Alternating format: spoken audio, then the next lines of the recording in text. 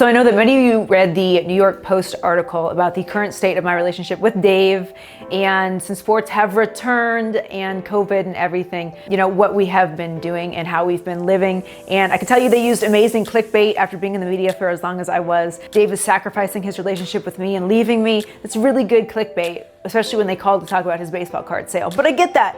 It got people to read, that's okay. But I just want to give you some context.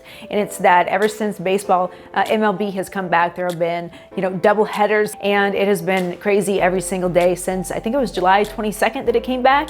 And Dave has been gone for 18 hours a day. His office is at his parents' house, which is about 7 minutes away from our home. He, again, like I mentioned, has been working 18-hour days, and we decided he was so exhausted when he was coming home. And when he comes home, we want to laugh, we want to eat.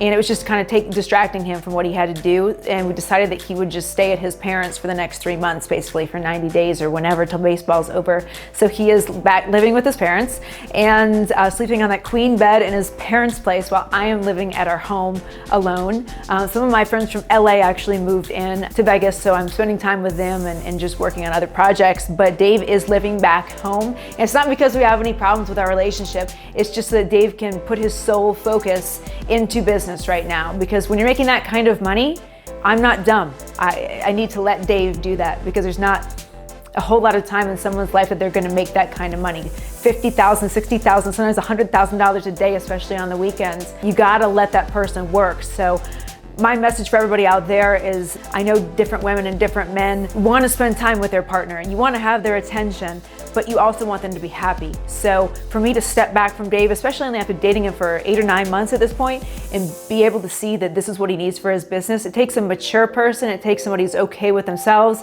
and you got to stay busy. You got to stay busy, and you can't be up your partner's ass about everything. You got to respect what they're trying to do and what they're trying to accomplish in life. So stay busy, always have your own thing. If there's one thing I can teach anybody, it's always have your own thing. No matter how much money your partner has, no matter how well off you are in life, always stay busy and have your own thing. It will always benefit you and always help you find out who you really are, and always support your partner in whatever way you can. So the moral of the story is basically that in any relationship, if you have any good relationship, one of you is going to be sacrificing almost all of the time. There are times when Dave is at his parents and he's looking at lines and watching every single pitch of a baseball game that I feel like, shit, I left Beverly Hills to move to Vegas for this guy and he's not even home.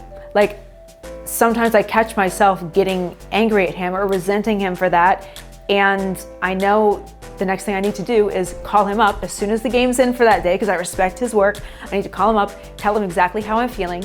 And I know that he's going to respond honestly, and he's always going to make time for me, no matter how dead tired he is after working all day. He will make time for me and let me know what he's thinking. If he thinks I'm being irrational, or if I have valid feelings.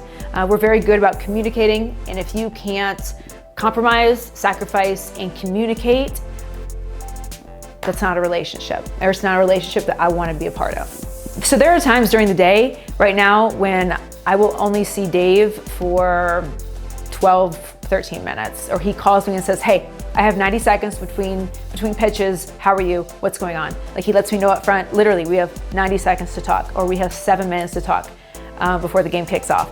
So I know it sounds ridiculous, but that's just, he's extremely structured. There also are times at night when he'll call me at 10:15 after he's gone on his live feed and he's like, hey, I really want ice cream. So I'll go to his parents' house and I will pick him up and we will go get ice cream at Handel's or Yogurtland or whatever it is. And he's dead tired and it's not any fun, but it makes him feel better. So I do that, and that may sometimes be the only time I get to see him during the week. And as far as like sex, that's like cut way down to like once a week or once every 2 weeks, because his head is completely in the game. I know, like, a lot of you are like, how is that possible when you're around? That's why I'm not around. That's why I'm not a distraction. That's why he's at his parents. So sex, food, laughter aren't a distraction right now when you have nobody else to replace you. If he has a sick day, if we stay up until 3 a.m. laughing and he gets sick, there's nobody to replace him. The business just loses out completely that day. Yeah, no sex, no fun, all of that. You can tease Dave about it